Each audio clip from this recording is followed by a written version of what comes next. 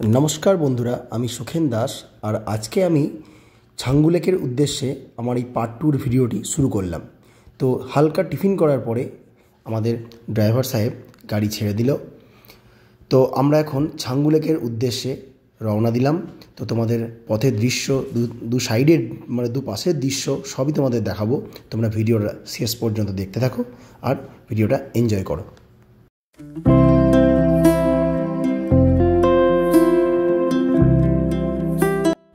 रास्तार এই পাশে তোমরা যে ঘরগুলো দেখতে পাচ্ছ এই ঘরগুলোই হচ্ছে এক একটা ছোট ছোট গ্রাম। কারণ এখানে জনঘনত্ব কিন্তু খুব বেশি হয় না যেহেতু পাহাড়ি এলাকা বলে। তবে আমরা রাস্তার অপূর্ব দৃশ্য তোমরা দেখতে পাচ্ছ, ধোঁয়াপূর্ণ আকাশ যেন মেঘে ঢেকে আছে আর কুয়াশা আমাদের ঢেকে নিচ্ছে। রাস্তার আঁকাবাঁকা পথে সময়ও বেশ তাড়াতাড়ি পেরিয়ে যাচ্ছে।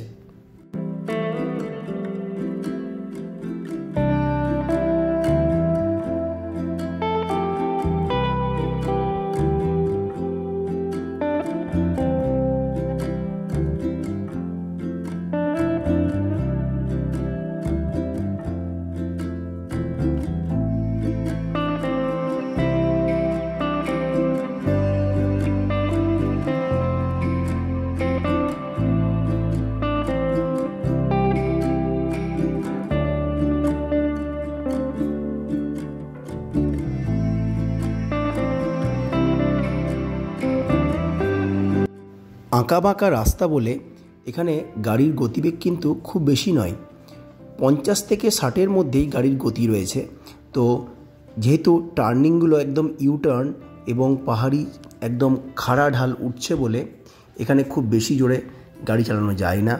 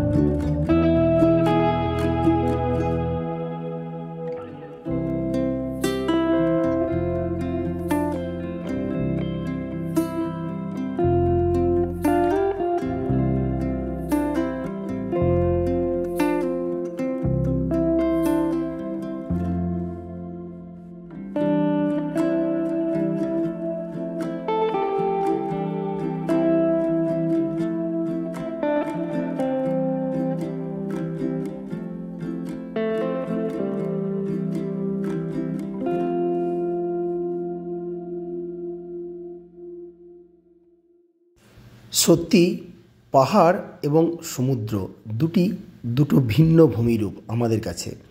পাহাড়ের অপরূপ সৌন্দর্য আমাদের তো মন কাড়ছেই, বিশেষ করে আমার তো মন কেড়েছেই।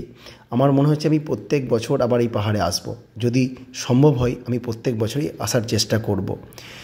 দুপাশের প্রকৃতি অপরূপ মনকে আমাদের কেড়ে ফেলছে এবং সৌন্দর্য, আকাশ পাহাড় একসাথে মিশে গেছে। রাস্তাটা একটু খারাপ হলেও যেহেতু এই যে পাথরগুলো দেখতে পাচ্ছ বাঁদিকে, এগুলো সব ভূমিক্ষয়ের জন্য অনেক সময় রাস্তায় পড়ে গিয়ে রাস্তা বন্ধ হয়ে যায়। তো আমরা সেরকমই কিছু দেখতে পাচ্ছি। বাঁদিকে একটা ছোট্ট ঝর্ণা দেখতে পেলাম এবং একটা ব্রিজ আমরা বা সেতু পেরোলাম। এরপরে আমাদের গাড়ির স্পিড একটু বাড়ছে। দেখো মেঘগুলো সামনে, দেখো পাহাড়ের মাথার ওপর মেঘগুলো কেমন জমে আছে, যেন মনে হচ্ছে পাহাড়ের ঘাড়ে মেঘগুলো বসে আছে। তোমরা আমার সঙ্গে থাকো আর এই মিউজিকটি একটু এনজয় করো।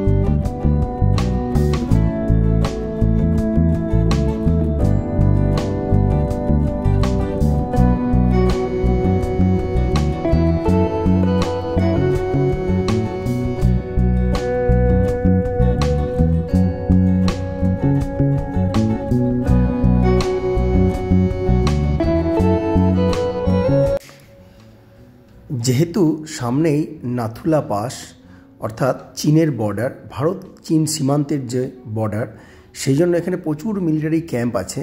এই যে গাড়িগুলো সবসময় এখানে যাওয়া আসা করছে, বিভিন্ন সৈনিকদের বিভিন্ন প্রয়োজনীয় জিনিসপত্র এবং সৈনিকদের নিয়ে যাওয়া নিয়ে আসা এই গাড়িগুলোতেই হচ্ছে। আমরা প্রচুর এই গাড়িগুলো ক্রস করলাম, তো তোমরাও দেখতে পাচ্ছ ভিডিওতে। তাই এই জায়গাগুলো কিন্তু খুব রেস্ট্রিক্টেড জায়গা। এখানে কিন্তু কোনো রকম মানে কেউ কোনো প্রবলেমে পড়লে এই সৈনিকরাই কিন্তু আমাদের সেভ করবে।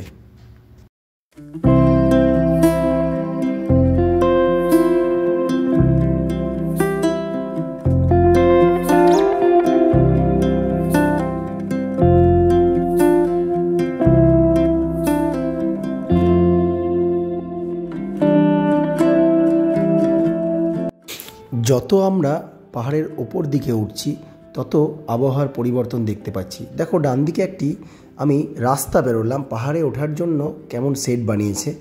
তো যাই হোক, রাস্তাগুলো সত্যি, আর গ্রামগুলো, এই বাড়িগুলো সবই দেখতে বেশ অদ্ভুত লাগছে। সব টিনের চালা, যেহেতু শীতকালে বরফ পড়ে বলে এখানে টিনের চালা হওয়ার জন্য বরফগুলো সব নিচে পড়ে যায়। ঢালাইয়ের বাড়ি খুব কমই দেখা যাচ্ছে, এদিকে নেই বললেই চলে। তো বেশিরভাগই সিস্টেমটা দেখো কটেজ সিস্টেমের বাড়ি এখানে। তো এইগুলোই ছোট ছোট একটা করে বাড়ি। আমরা বাবা হরভজন সিংয়ের মন্দিরও যাব, সেটা আমি তোমাদের পার্ট 3 ভিডিওতে দেখাবো। এখন আমি ছাঙ্গু লেকে এসে ভিডিওটা শেষ করব, তোমাদের ছাঙ্গু লেক দেখাবো।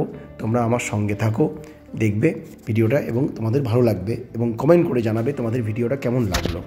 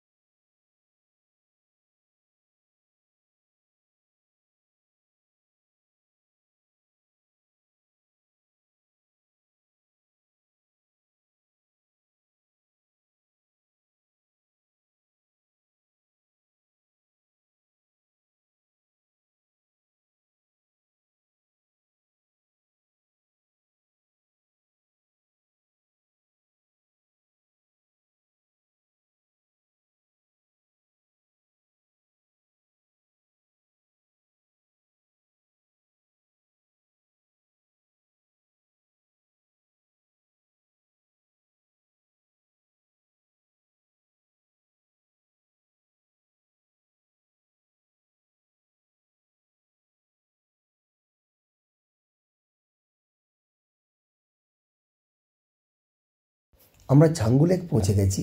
এই জায়গা থেকেই তোমাদের আমি ছাঙ্গু লেকটা দেখাবো। দূরে দেখতে পাচ্ছ ছাঙ্গু লেকটা। যাই হোক, এই ছাঙ্গু লেকই শীতকালে কিন্তু বরফ জমে যায়। এটি উপর থেকে দেখলে ভারতের ম্যাপই মনে হবে। এই যে পাহাড়ের চারপাশে পাহাড় বেষ্টিত একটি লেক। এই যে রাস্তাগুলো দেখতে পাচ্ছ, এই রাস্তা দিয়ে আমরা এলাম, আঁকাবাঁকা রাস্তা, যেন মনে হচ্ছে অশোকরাকৃতির হ্রদের মতো। তো যাই হোক, এই ছোট্ট লেকটি যদিও অনেক বড়, আর এখন তো গ্রীষ্মকাল, সেই জন্য জল কিন্তু জমেনি। এই যে পাহাড়গুলো দেখছো, এগুলো শীতকালে সব বরফ জমে থাকে, আর লেকের জলও বরফ হয়ে যায়। সামনে একটি ঝর্ণা তোমরা দেখতে পাচ্ছ, এখানে কিন্তু এখন জল নেই। আর এখানে অনেকেই ছবি তুলছে, আই লাভ ব্রো। আজকের ভিডিও এইটুকুই। ছাঙ্গু লেকে আমি ভিডিওর পার্ট 2 শেষ করলাম। পার্ট 3-র জন্য তোমরা ওয়েট করো। আমি আশা করছি তোমাদের বাকি ভিডিওটা ভালো লাগবে। আর আজকের ভিডিওটা কমেন্ট করে জানিও কেমন লাগলো তোমাদের।